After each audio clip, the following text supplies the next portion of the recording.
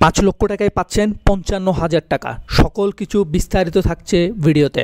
আসসালামু আলাইকুম, আশা করছি সবাই অনেক বেশি ভালো আছেন। মানিবক্স বিডি চ্যানেলের পক্ষ থেকে সবাইকে স্বাগতম। এই চ্যানেলের সাথে যারা যুক্ত রয়েছেন তাদেরকে অসংখ্য ধন্যবাদ এবং কৃতজ্ঞতা।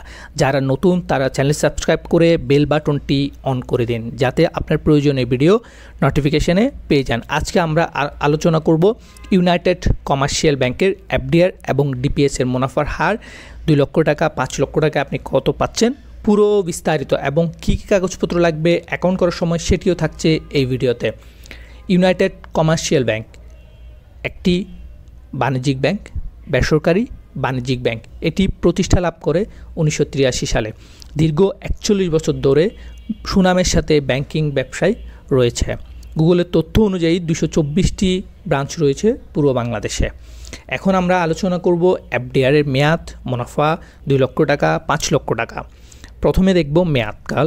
মেয়াদ হচ্ছে 3 মাস, 6 মাস, সর্বশেষ 12 মাস। এই 3 মেয়াদে আপনি চাইলে এফডিআর করতে পারবেন ইউসিবি ব্যাংকে।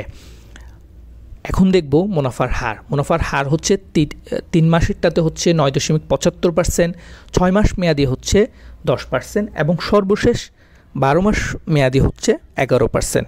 এবার দেখব 2 লক্ষ টাকায় যদি আপনি 3 মাসের জন্য এফডিআর করেন, সেক্ষেত্রে আপনি পাবেন হচ্ছে 4,875 টাকা। 5 লক্ষ টাকায় পাবেন হচ্ছে 3 মাস মেয়াদি 9.75% হারে 12,187 টাকা 50 পয়সা। 6 মাস মেয়াদি এফডিআরে 10% মুনাফা হারে 2 লক্ষ টাকায় আপনি পাবেন হচ্ছে 10,000 টাকা।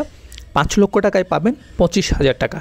সর্বশেষ 12 মাস মেয়াদি এফডিআরে 11% মুনাফা হারে 2 লক্ষ টাকায় পাবেন 22,000 টাকা এবং 5 লক্ষ টাকায় পাবেন হচ্ছে 55,000 টাকা।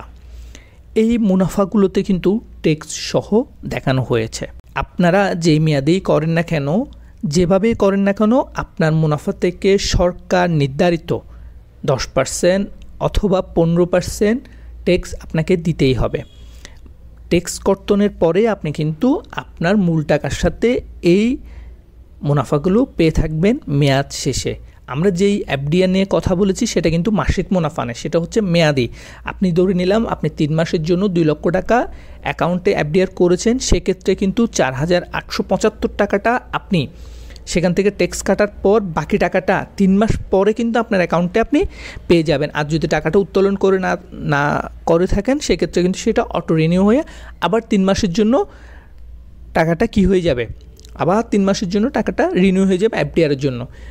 ওই টাকাটা 3 মাস পর মেয়াদ ফুর্তি হওয়ার পর সেটা কিন্তু আপনার অ্যাকাউন্টে, সেভিংস অ্যাকাউন্টে চলে যাবে। এখন আপনার যদি টিন সার্টিফিকেট এবং রিটার্ন স্লিপ থেকে থাকে, সেক্ষেত্রে আপনার ট্যাক্স কর্তন হবে 10%। আর যদি সেটা না থেকে থাকে, সেক্ষেত্রে আপনার হচ্ছে 15% ট্যাক্স আপনাকে দিতেই হবে, সরকার নির্ধারিত। এখন আমরা দেখব ডিপিএসের মেয়াদকাল এবং মুনাফার হার। ডিপিএসের মেয়াদকাল হচ্ছে একদম 1 বছর, 2 বছর, 3 বছর, 5 বছর এবং 10 বছর। এই মেয়াদগুলোতে চাইলে আপনি মাসিক হিসাবে ডিপিএস করতে পারেন। এখন আমরা দেখব ডিপিএসের মুনাফার হার। 1 বছর মেয়াদি যে ডিপিএস রয়েছে তার মুনাফার হার হচ্ছে 9.50%, 2 বছর মেয়াদিতে হচ্ছে 9.50%, 3 বছর মেয়াদি হচ্ছে 9.75%, 5 বছর মেয়াদি যে মুনাফা, 5 বছর মেয়াদিতে মুনাফা হচ্ছে 10%, সর্বশেষ 10 বছর মেয়াদিও 10%।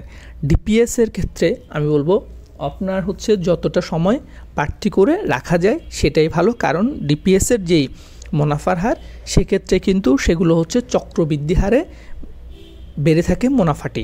তো সেক্ষেত্রে আপনি যত মেয়াদের জন্য রাখবেন তত মেয়াদে আপনার জন্য ভালো ডিপিএসের ক্ষেত্রে।